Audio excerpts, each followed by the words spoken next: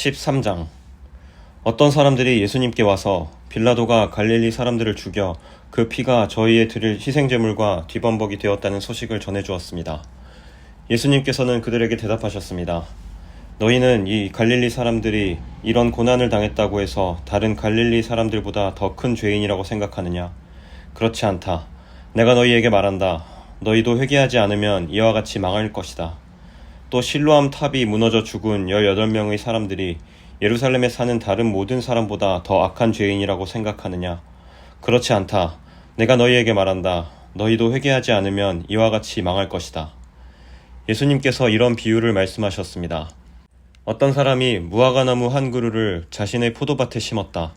그는 이 나무에서 열매를 얻으려고 왔으나 아무것도 찾지 못했다. 그 사람이 포도원을 돌보는 종에게 말했다. 내가 3년 동안 이 무화과나무에서 열매를 찾았는데 아무것도 찾을 수 없었다. 이 나무를 찍어버려라. 무엇 때문에 땅만 차지하게 하느냐? 종이 주인에게 대답했다. 주인님, 올해만 그냥 놔두십시오. 제가 나무 주위에 고랑을 파고 거름을 주겠습니다. 만일 내년에 열매를 맺으면 놔두시고 열매를 맺지 못한다면 베어버리십시오. 예수님께서 안식일에 어느 한 회당에서 가르치고 계셨습니다. 거기에 18년 동안 병마에 시달린 여자가 있었습니다. 그는 허리가 굽어서 몸을 조금도 펼 수가 없었습니다. 예수님께서 그 여자를 보시고 가까이 불러 말씀하셨습니다. 여자여, 내가 병에서 해방되었다.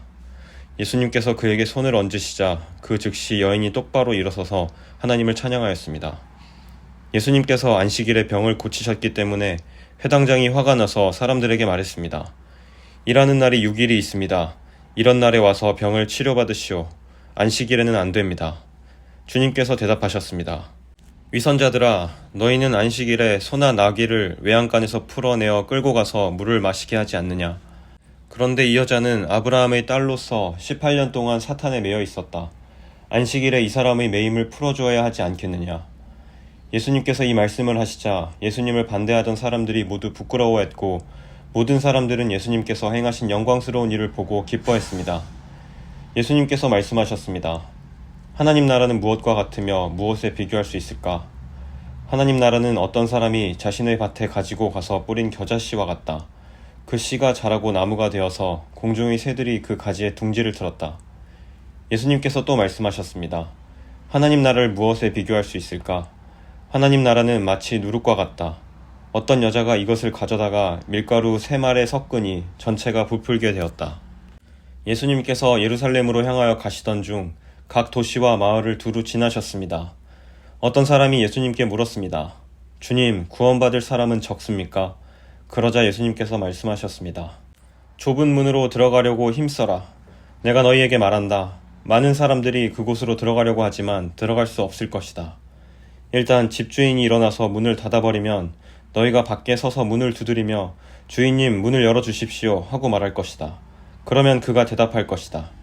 나는 너희가 도대체 어디서 온 사람들인지 모른다. 그때 너희가 이렇게 말할 것이다. 저희는 주님 앞에서 먹고 마셨으며 주님께서는 저희를 길거리에서 가르치셨습니다. 그러나 주인이 말할 것이다. 내가 너희에게 말한다. 나는 너희가 어디에서 왔는지 모른다. 악을 행하는 자여 썩 물러가거라.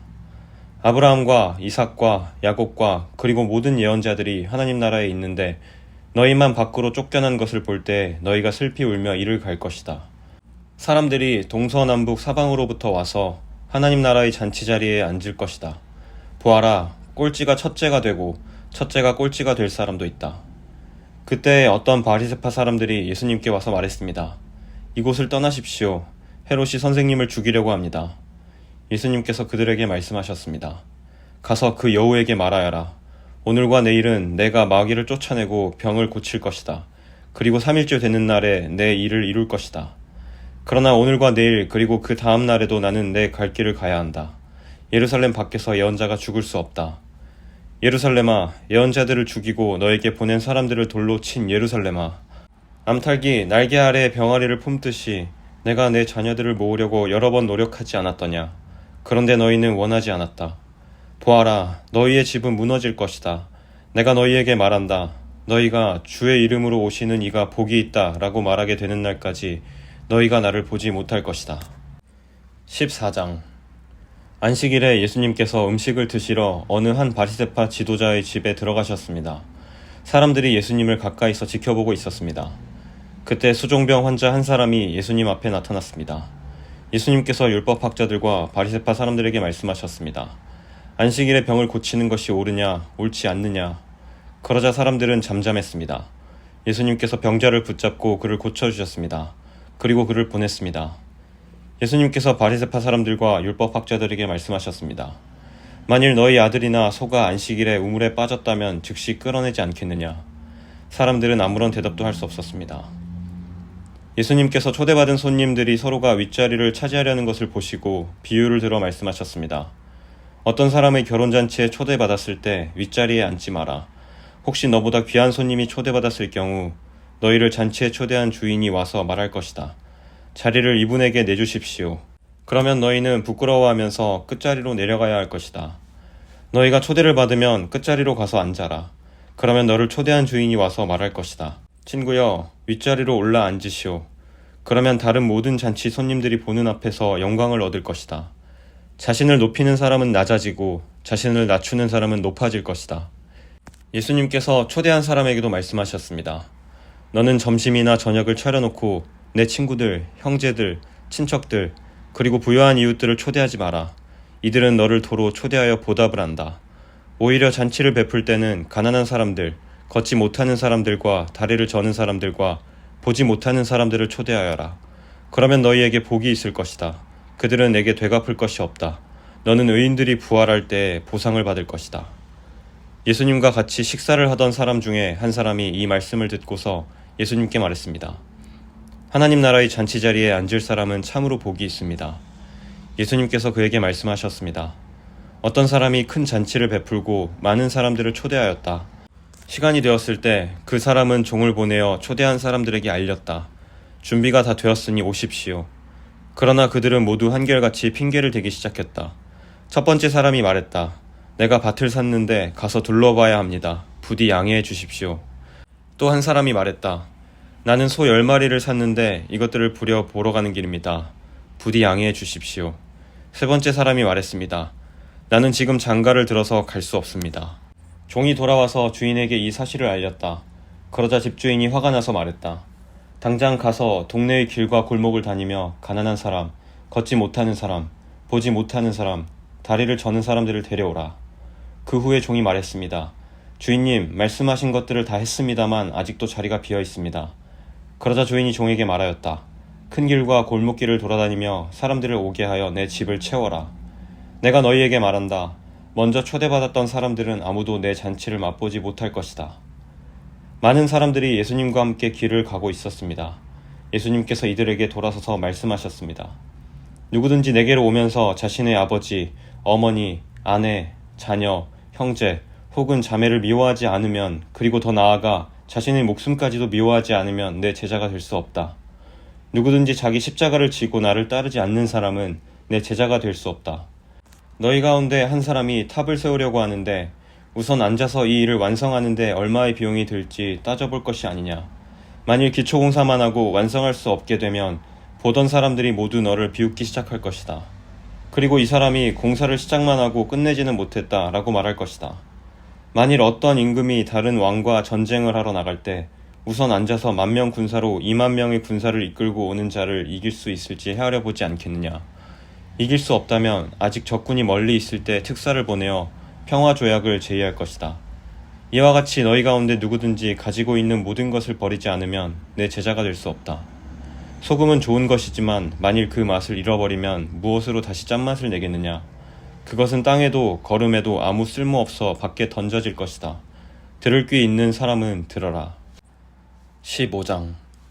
많은 세리들과 죄인들이 말씀을 들으려고 예수님께 가까이 나왔습니다. 바리새파 사람들과 율법학자들이 수군거리기 시작했습니다. 이 사람이 죄인들을 받아들이고 함께 먹기까지 한다. 그러자 예수님께서 그들에게 이 비유를 말씀하셨습니다. 너희 중에 어느 사람이 양 100마리가 있는데 그 가운데 한 마리를 잃었다고 하자.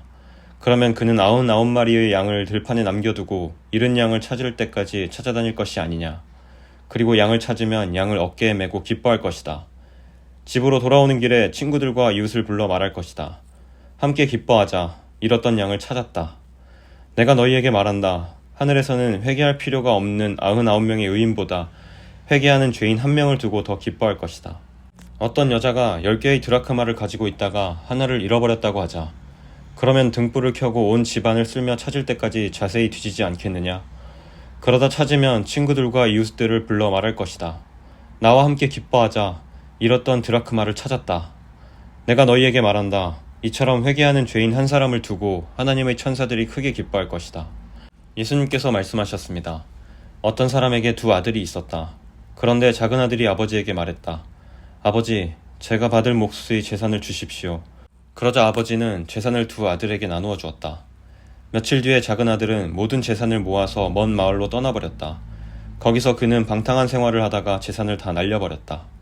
모든 것을 다 써버렸을 때 그 마을에 큰 흉년이 들었다. 그래서 그는 아주 가난하게 되었다. 그는 그 마을에 사는 한 사람에게 가서 더부살이를 하였다. 집주인은 그를 들판으로 보내 돼지를 치게 하였다. 그는 돼지가 먹는 쥐엄나무 열매를 먹어 배를 채우고 싶은 마음이 간절했다. 그러나 주는 사람이 없었다. 그제서야 그는 제정신이 들어 말했다. 내 아버지의 품꾼들에게는 양식이 풍족하여 먹고도 남는데 나는 여기서 굶어 죽는구나. 일어나 아버지께 돌아가 말해야겠다. 아버지, 저는 하나님과 아버지 앞에 죄를 지었습니다. 저는 더 이상 아버지의 아들이라고 불릴 자격이 없습니다. 저를 아버지의 품꾼 가운데 하나로 여기십시오. 그 아들은 일어나 아버지에게로 갔다. 그 아들이 아직 먼 거리에 있는데 아버지가 그를 보고 불쌍히 여겨 달려가 아들을 끌어안고 입을 맞추었다. 아들이 아버지에게 말하였다.